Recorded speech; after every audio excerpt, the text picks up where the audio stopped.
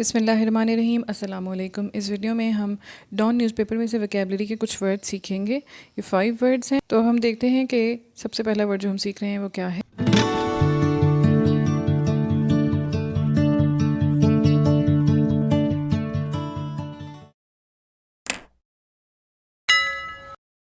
पहला वर्ड है mammoth. Mammoth as a noun भी यूज़ होता है और एज एन एडजेक्टिव भी यूज़ होता है। जब ये एज ए नाउन यूज़ होगा तो इसका मतलब होता है an animal like a large elephant covered with hair that lived thousands of years ago and is now extinct. Elephant की तरह का एक एनिमल हुआ करता था, लेकिन एलिफेंट के ऊपर बाल नहीं होते, उसके ऊपर बाल होते थे। उसकी पूरी बॉडी बालों से कवर्ड होती थी, लेकिन अब वो नहीं पाया जाता। उसको मैमस कहा जाता था। अगर आपने मूवी देखी हो आइस एज, तो उसमें भी ये कैरेक्टर था मैमस का, जैसे आप इस पिक्चर में देख सकते हैं। तो ये होते हैं मैमस। तो इसी मुनासबत से, जैसे मैमस का मतलब है ए लार्ज एलिफेंट, एलिफेंट बहुत बड़ा होता है, इसका एक मीनिंग एक्सट्रीमली लार्ज है। तो मैमथ का वर्ड जब एज एन एडजेक्टिव यूज़ होगा तो ये रिफ़र करेगा एक्सट्रीमली लार्ज की तरफ।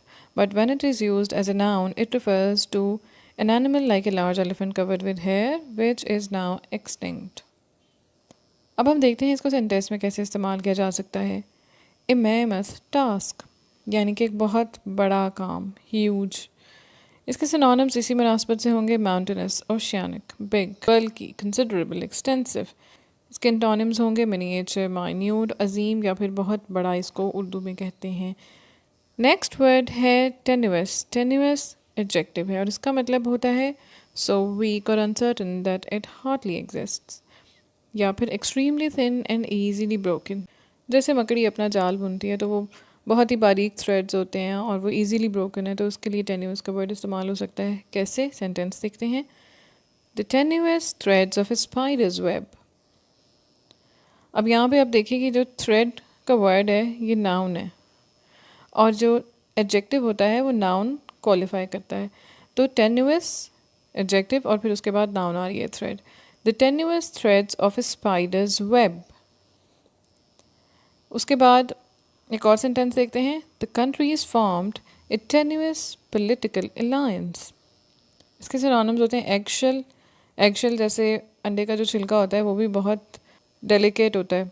एगशेल, फ्लिम्जी, इनसब्सटेंशियल, स्लाइड, ये इसके सिनोनिम्स हैं। और एंटोनिम्स इसके हैं firm, hard, rigid, solid, substantial. और उर्दू में इसको कहते हैं बारीक, महीन, नाजुक, कमज़ोर। थर्ड वर्ड है शैम्बोलिक। ये एडजेक्टिव है और इसका मतलब होता है विदाउट ऑर्डर और ऑर्गेनाइजेशन। जैसे ए शैम्बोलिक कैंपेन। इसके सिनोनिम्स होते हैं chaotic, डिसऑर्गेनाइज्ड, और इसके एंटोनिम्स होते हैं orderly, organised, regular, systemic. Urdu में इसको कहते हैं बदनज़मी के साथ कोई काम होना। नेक्स्ट वर्ड है जैकअप। ये फ्रेजल वर्ब है और इसका मतलब होता है to inject an illegal drug directly into your blood. दूसरा मतलब इसका होता है जैसे गाड़ी को जैक से ऊपर उठाया जाता है व्हील चेंज करने के लिए, तो उसके लिए जैकअप का वर्ड इस्तेमाल होगा, फ्रेजल वर्ब इस्तेमाल होगा। एक और मीनिंग इसका होता है to increase something specially prices by a large amount.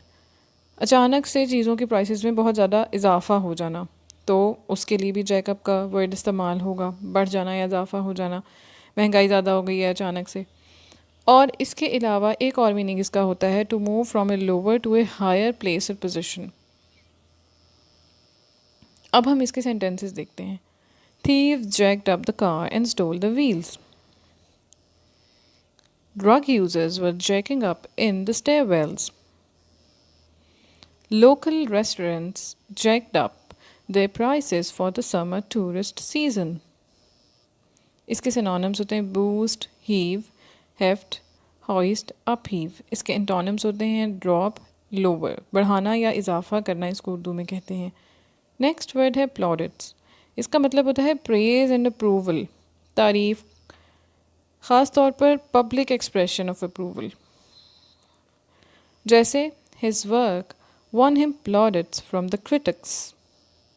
The proud parents bragged that their daughter had received many plaudits for her academic achievements. इसके सिनोनिम्स होते हैं acclamation, applause, cheer, ovation. Antonyms इसके होते हैं बू, हिस या फिर हूट। आफरीन, तहसीन, वाह वाह, शाबाशी, दाद, ये सब इसके उर्दू में मीनिंग्स हैं। ये थी आज की वोकैबुलरी। अगर आपको वीडियो अच्छी लगी है तो लाइक करें, चैनल को सब्सक्राइब करें, वीडियो को शेयर करें और कमेंट्स में अपना फीडबैक और सजेशंस दें। Thank you for watching.